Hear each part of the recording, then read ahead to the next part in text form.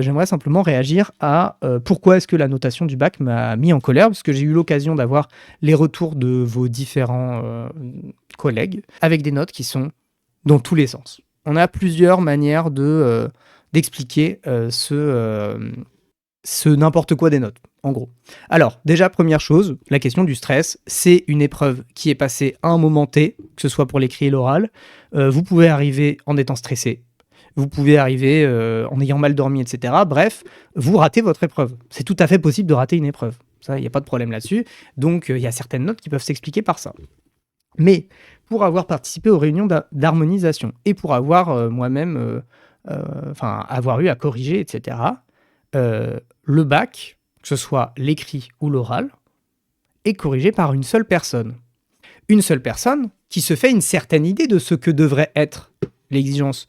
Parce que vous vous doutez bien que cette dame-là, qui se dit être militante d'extrême gauche, mais dont les propos, pardon pour elle, mais sont plutôt conservateurs, vous pensez que si on lui dit de pas trop sanctionner la grammaire et qu'elle se retrouve avec une copie dont la grammaire est pas bonne, est-ce que peut-être qu'elle va vraiment pas sanctionner la grammaire, mais elle part avec des a priori. Puisque pour elle, l'exigence scolaire, c'est d'avoir une bonne orthographe. Donc si elle voit une copie qui a une mauvaise orthographe, elle a un a priori négatif sur la copie.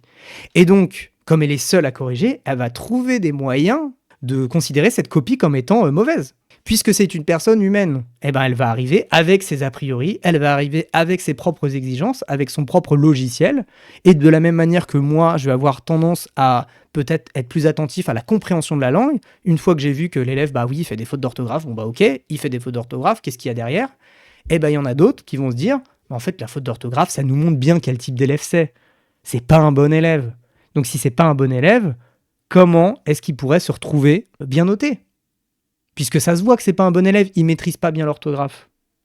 Et en fait, on a des biais naturels, on a des biais de confirmation. Vous partez avec une certaine idée en tête et vous faites tout rentrer dans le cadre. Si par exemple, de loin, vous avez vu quelqu'un dont la tête vous revient pas et qui parle, vous allez plus naturellement trouver que il dit des choses qui sont bêtes. C'est des biais de confirmation, c'est de la psychologie, mais on est évidemment soumis à la psychologie dès lors qu'on a une copie qui est corrigée que par une seule personne. Et là, je vous parle de l'écrit, où le professeur, il est seul chez lui et il corrige quand il veut. S'il a décidé de se faire un marathon de correction qui va commencer à 8h et qui va finir à 20h, la copie qui va être corrigée à 19h45, potentiellement, elle va prendre un tarif parce que le correcteur, il en a marre de corriger des copies. C'est comme ça. Et personne ne redira rien à ça.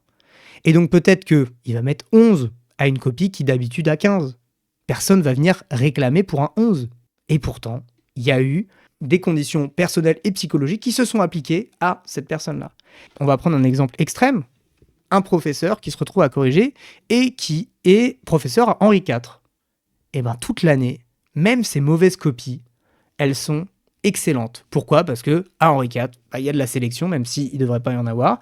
Il y a de la sélection. Et donc, si vous êtes à Henri IV, a priori, vous êtes un bon élève. Même si vous êtes le pire des bons élèves, vous êtes quand même un bon élève. Sauf que les copies, elles sont brassées entre Créteil, Versailles et Paris. Donc ça veut dire que moi, me concernant, j'ai des élèves à moi, je ne sais pas si c'est arrivé, ça a pu arriver, c'est possible que ce soit arrivé, dont la copie a été corrigée par un professeur de Henri IV. Évidemment que même une bonne copie, pour un professeur de Henri IV, ça va apparaître comme une copie moyenne ou moins bonne. Et c'est normal. Alors peut-être qu'il fait un effort d'adaptation, d'empathie en se disant j'ai sans doute affaire à une copie qui vient d'une autre école, etc. J'essaye de comprendre vraiment la réflexion, mais c'est évident qu'il y a des inégalités à ce niveau-là. Effectivement, il y a un barème, sauf que le barème, il s'interprète toujours. Le barème, ça va être sur, si on prend la question de la maîtrise de la langue, est-ce que le propos est structuré, etc. Oui, mais sauf que un professeur qui a des exigences qui sont d'habitude très hautes, il va dire, là, la langue, elle n'est pas maîtrisée du tout. Là où il va mettre peut-être 0 sur 2 pour la maîtrise de la langue, là où moi je mettrais peut-être 1 sur 2. Et sur le propos structuré, je ne sais pas si c'est sur, mettons que ce soit sur 6, là où moi je mettrais 4, et lui il mettra peut-être 2. Je vais vous prendre un exemple très concret. L'année dernière, j'ouvre mon paquet de copies, donc j'avais 62 copies à corriger. Les copies sont brassées de partout, on ne peut pas savoir de quel établissement ça vient, etc. C'était une dissertation sur Rimbaud, première copie. La copie, elle est parfaite. Introduction, nickel, il y a les bons exemples au bon endroit, etc. Le truc, il est Franchement, la copie, elle est impressionnante. Je mets une excellente note. Je passe à la copie d'après, qui vraisemblablement venait du même paquet. C'était la même. C'est-à-dire qu'il y avait peut-être 2 petits trucs qui changeaient, mais globalement, c'était la même. Qu'est-ce que ça veut dire ? Ça veut dire que ce sont des élèves qui ont très bien retenu le plan du prof et les exemples du prof. Qu'est-ce que j'évalue quand je corrige la copie ? Je me retrouve plus comme dans la première copie à me dire « Ah bah oui, il a su mobiliser ces éléments-là, etc. » Je me rends compte qu'en fait, ils ont très bien appris par cœur. Objectivement, je peux pas dire que la copie est mauvaise, mais qu'est-ce que je vois ? Qu'il n'y a pas une réflexion personnelle, qu'il y a un apprentissage par cœur. Objectivement, du point de vue des critères du bac, ce sont d'excellentes copies. Mais moi, qu'est-ce que je vois ? Je vois pas une copie qui réfléchit.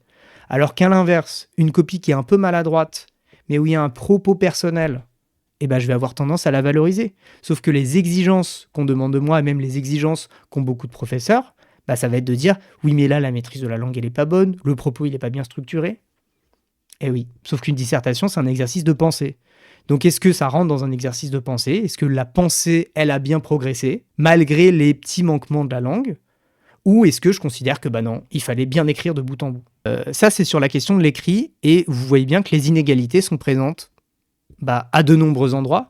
Alors évidemment, les professeurs ont de l'intégrité, et c'est pour ça qu'il y a aussi des notes qui sont tout à fait, qui correspondent tout à fait aux exigences qu'il y a. Il y a des professeurs qui essayent de s'adapter à la copie, qui essayent de comprendre comment a été bâtie la copie, etc. Passons maintenant à la question de l'oral. Il y a peut-être certains d'entre vous qui ont passé leur oral avec des températures caniculaires. Ils ont souffert pendant leurs 30 minutes de préparation, ils ont souffert pendant leurs 20 minutes de préparation. Vos jurys ont souffert pendant toute la journée de la chaleur. Alors, on peut les plaindre, effectivement, c'est des conditions qui sont difficiles, il n'y a pas de problème là-dessus. Mais qu'est-ce que ça dit de leur capacité d'attention ? Moi, je vais vous prendre un exemple très bête. L'année dernière, j'ai eu à corriger le bac à l'oral. Donc déjà, à nouveau, on est seul. Meilleur moyen d'avoir de l'inégalité. Vous mettez une personne seule.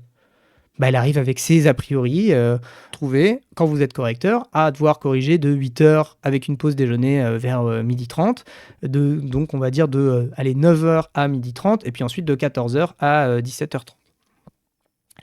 Il fait chaud, et donc quand vous arrivez avec votre 5e candidat de la journée qui passe sur un poème et que vous vous retrouvez avec quelque chose où vous ne comprenez pas vraiment ce qu'il dit parce que vous-même, vous êtes en train de subir d'une part la digestion, d'autre part la chaleur, que vous commencez à être sérieusement fatigué, vous avez du mal à vous concentrer.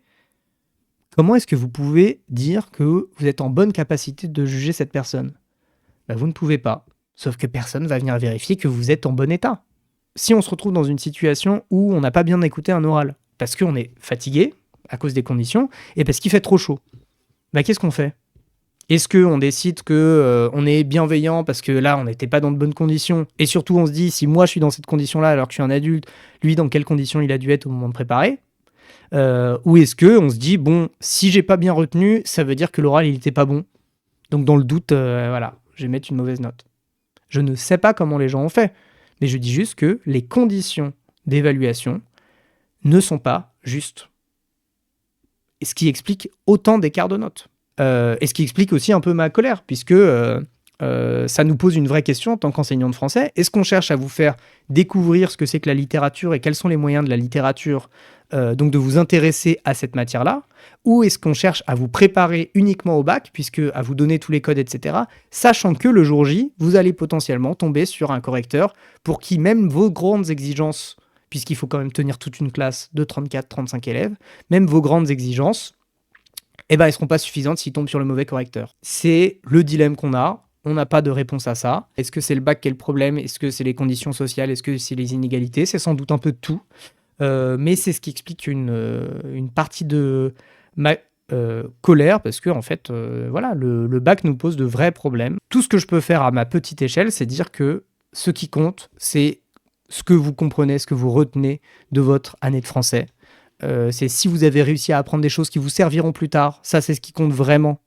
Le bac, une fois que vous l'aurez, parce qu'il y a plein de manières de l'avoir, et la majorité des gens l'ont, une fois que vous l'aurez, il faudra l'oublier. Donc si vous avez une mauvaise note ou si votre note ne vous plaît pas, d'après vous ne correspond pas à ça, ce qui compte, c'est plutôt ce que vous avez compris pendant l'année, puisque là, c'est le travail de toute une année, à l'inverse d'une épreuve qui est faite à un moment T, qui potentiellement génère du stress, qui potentiellement vous pose de vrais problèmes physiques, physiologiques, psychologiques, qui ne reflètent pas votre compréhension de votre travail, mais qui reflètent votre performance à un moment T. Ça n'est pas le reflet de votre niveau, ça n'est pas le reflet de votre intelligence, c'est le reflet d'une capacité à la performance, c'est le reflet de votre niveau social, ça vous n'avez pas choisi, c'est le reflet d'une partie de votre travail que vous êtes capable de motiver à ce moment-là et de générer. Mais ça n'est pas votre vie, votre personne, c'est une épreuve en partie injuste, comme on a pu le voir, avec des correcteurs qui sont en partie injustes, comme on a pu le voir, avec des attentes qui ne sont pas forcément démocratiques. Sans doute que beaucoup de gens auraient des choses à redire à mon propos en disant que je dis n'importe quoi, etc. J'ai essayé de m'appuyer sur des articles, j'ai essayé de m'appuyer sur mon vécu. J'espère que j'aurai réussi à vous intéresser, à vous partager